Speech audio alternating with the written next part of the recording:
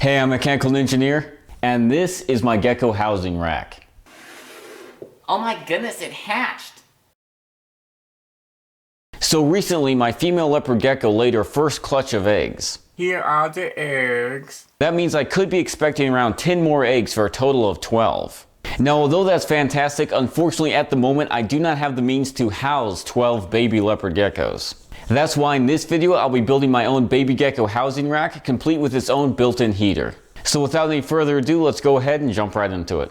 So to begin, you'll start by purchasing the tubs that your baby geckos will live in. I bought 12 6.5 quart tubs, which should be more than enough room to house a baby leopard gecko. Once we have our tubs, we can start playing with the different dimensions of how large we want our cabinet to be. For me, I've decided upon 4 levels with 3 containers on each level. I decided upon this because this shape should fit the heating pad that I'm planning on using the best. Now that we've come up with our layout, we can cut 4 pieces of plywood that are the same width, but 1.5 inch wider than our 3 buckets placed side to side. Just like this. Now the reason why I cut 1.5 inches wider than the buckets themselves is so we'll have an extra 3/4 of an inch on each side that we can use for our table legs. So now with all 4 plywood pieces cut out, we can go ahead and cut out slots for our table legs to go into. And for legs, I'm just using pine boards that are 3/4 of an inch by 2.5 inches wide. Therefore, for the fronts of the boards, we'll be cutting out pieces that are 3/4 of an inch by 2.5 inches wide.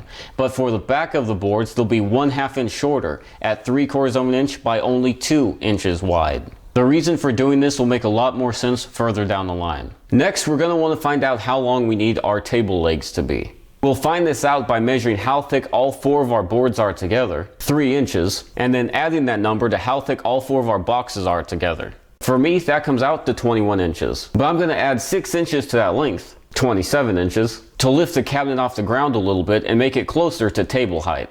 Now that we have our 4 legs cut out, we can begin to assemble it all together. We'll want each level to be just wide enough to perfectly fit our totes into. The easiest way I find to do this is to build the whole cabinet upside down using the totes as spacers.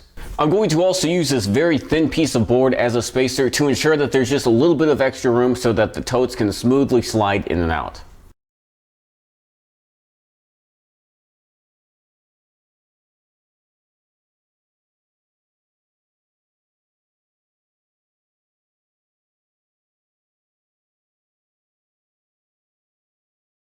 And as I'm sure you noticed, I just screwed these shelves in place. I did not glue or nail them. The reason why I did that is so if I ever want to upgrade to larger totes, all I have to do is unscrew the shelf and slide it right out. So next we're going to cut out the top of the cabinet like this. And unlike the shelves, we're not going to make any notches for the legs to go through. We're just going to cut it down to size so it fits perfectly on top of the cabinet.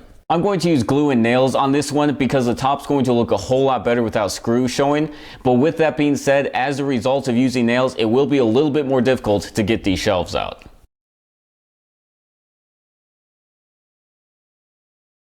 Just like this. Next, I cut down a piece of 1/8 plywood to serve as the back of the cabinet. Now, if you remember when we were cutting out the shelves, we designed it so that the back legs would stick out about 1/2 inch further than the shelves. I had you do that so that there'll be just enough space to fit our heater pads that we're going to mount on the inside of our backboard. For heating pads, I was originally planning using Zoomed heating pads, but since they cost about 30 bucks a piece and I would have needed 6 of them, it just didn't seem cost effective. So instead, I'm using 2 extra large CVS heating pads, which full price retail about 30 bucks, but it's not that difficult to find them on sale for less. These seem to be working great so far. You just need to make sure when you buy them that you don't buy one with an automatic shutoff. So here is the backboard, and as you can see, I marked out a 3/4 inch perimeter all around the board. This is where we're going to screw into the cabinet itself.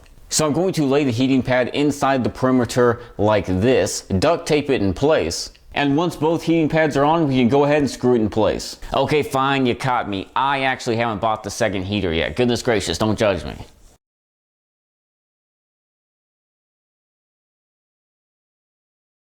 And once we slip all the totes into place, the rack will be complete.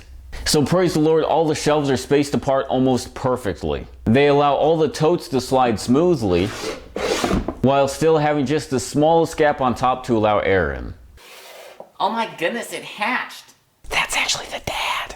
The heater seems to be working quite nicely as well, and since it has different heat settings, we should be able to find the perfect temperature for the geckos. And another great thing is since we did set up the heat pad towards the back of the unit, the geckos will have a warm and cool side. But of course, we're still going to have to monitor temperature with a regular thermometer, just like you would with any other heater. But all things being considered, I think this turned out extremely well, and I can't wait for my geckos to hatch. And there you have it, my leopard gecko housing rack. But hey, thank you so much for you guys watching. I hope you enjoyed this video, and if you did, please feel free to hit the thumbs up and subscribe. And Lord willing, I'll see you next Friday. Thanks for watching, and please feel free to subscribe.